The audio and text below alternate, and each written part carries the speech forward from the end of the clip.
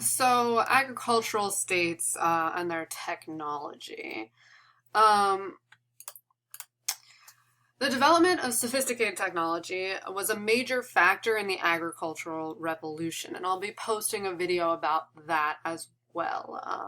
Not my video, crash course video about the agricultural revolution um, that you may have already seen, but it's worth a watch if you haven't. They modified existing technology. Stone tools were adjusted for more prolonged use. These included axes, hammers, knives, etc. Um, they also increased their knowledge of metallurgy. So they were able to use metal to make weapons, armor, ornaments, and other tools. And they also partook in monument construction and artwork, which we'll be talking about again in the coming weeks. Um, some agricultural innovations, they increased crop yield tremendously. Innovations in irrigation, for one.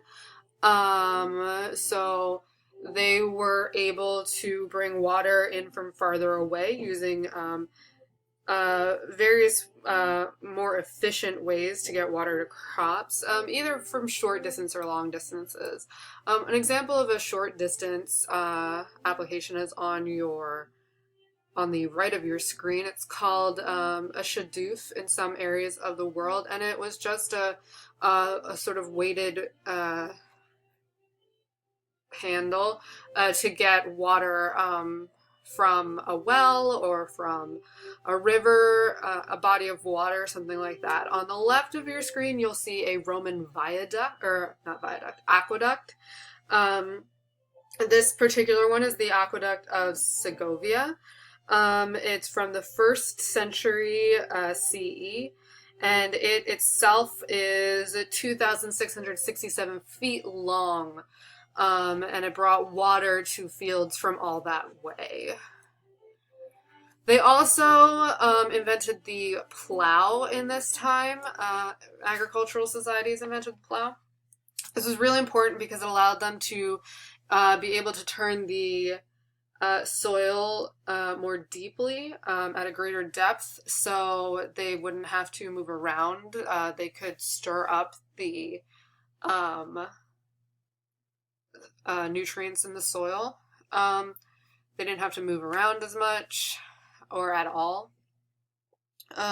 Technological diffusion from primary agricultural states to secondary and so on ones was gradual. It was impacted by various factors, including cultural, political, and ideological factors.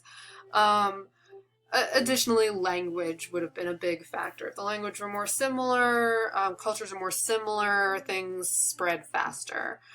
Certain ideas, though, did spread widely, such as the iron-tipped plow. And essentially, they took a plow and added iron to it, which allowed it to turn soil at an even greater depth, which was super beneficial for agriculture.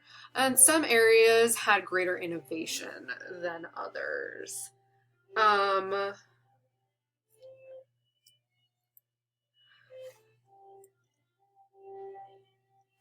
Let's move on. And then subsistence, demography, and technology in industrial and post-industrial states. This is the last type of sociocultural system we'll be discussing in this lecture. Subsistence was still based on agriculture, or is still based on agriculture. It's transformed agricultural production, however. And they transformed agricultural production by harvesting new sources of energy, particularly, as you can see in the bottom left of your screen, coal. Coal as a source of energy allowed them to mechanize all sorts of things, including farming. Also transportation, as you can see on the bottom right hand of your screen, steam engines allowed to the transport of materials for a much faster and also much longer distances. I haven't really talked that much about energy capture in this lecture. It's not something you need to know a whole lot about, but certainly knowing something wouldn't hurt. Energy capture looks at how many kilocalories per capita person per day is collected in any given sociocultural system. On average, agricultural states are somewhere around 25,000 kilocalories per capita per day. Industrial states at about 70,000, and post-industrial states are at about 230,000 kilocalories per capita per day. And this doesn't just include, food energy, it's also things like fuel and electricity and other things like that. So keep this in mind when we're talking about why certain societies have the technologies that they do and others don't. Here's also a look at U.S. energy consumption by energy resources, starting in 1635 and moving up to 2000. Obviously, it wasn't U.S. in the very beginning, but now it is. And you can see that what we've depended on has changed over time, and how much we've used has certainly changed over time. Demographics. In the early phases of industrialization, there's a dramatic population increase. As I said, there's more food because of the machines that were being used to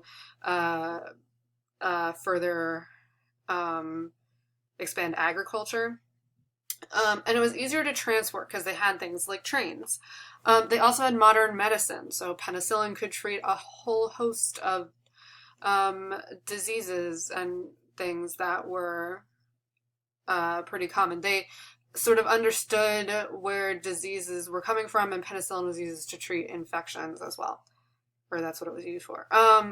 There were high birth rates because of a surplus of food, the same reasons that birth rates increased in agricultural populations, but low death rates because of modern medicine and an understanding of sanitation and things like that.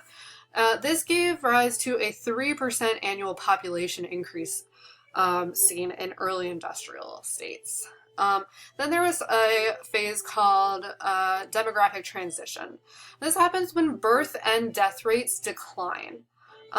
This happened in later stages of industrialization. Essentially, the population growth declined in England, Western Europe, Japan, and the US, to name a few. It costs more to raise children. It costs a lot to raise children in the US today. They're also changing gender relations. Women and men both work in outside of the home frequently in these countries, so that adds even more to the cost of raising a child. And there's increased knowledge of family planning and access to birth controls of various kinds that actually work. So these are all reasons why birth rates are declining and death rates decline. Just because we know more about medicine and health and things like that. Technological innovations. Really, the biggest thing is that human and animal labor was replaced by machines. This affected all sorts of areas of the society, but it certainly allowed for more production to happen. More recently, innovations in science, engineering, and commerce have yielded cars, electronics, computers, and the global network that goes with those things. The Industrial Revolution also changed workspaces. So farming, farmers were in control of the schedule, to an extent. Obviously, they had to get things done, but they had control of their schedule. They had control of the output.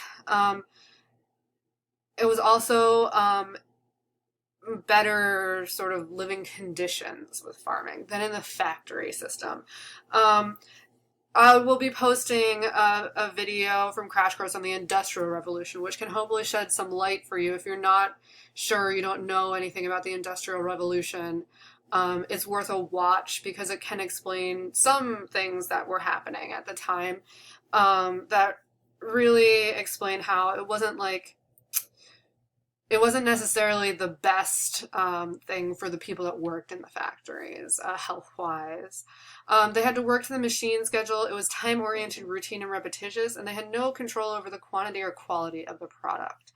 And for a long time, they didn't have any control over their conditions or their pay either. The division of labor in post-industrial and industrial societies include three sectors. There's the primary sector, which is the extraction of raw materials and energy. It can help to think of this as the first step, so that's why it's the primary sector, extracting those raw materials and acquiring that energy.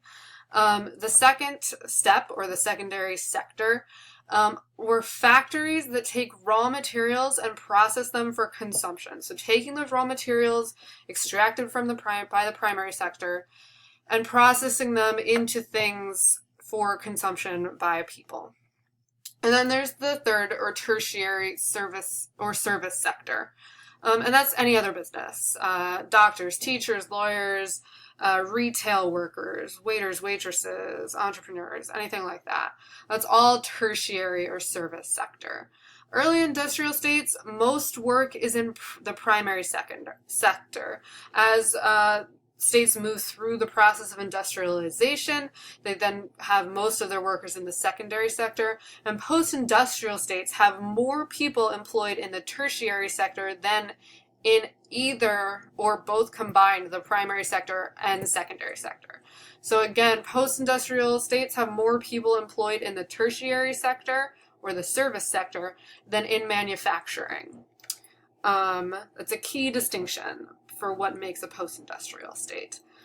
Here you see a man working in a factory, so that is again going back and looking. It's an example of the secondary sector. He is taking a raw material provided by the primary sector and processing them for consumption.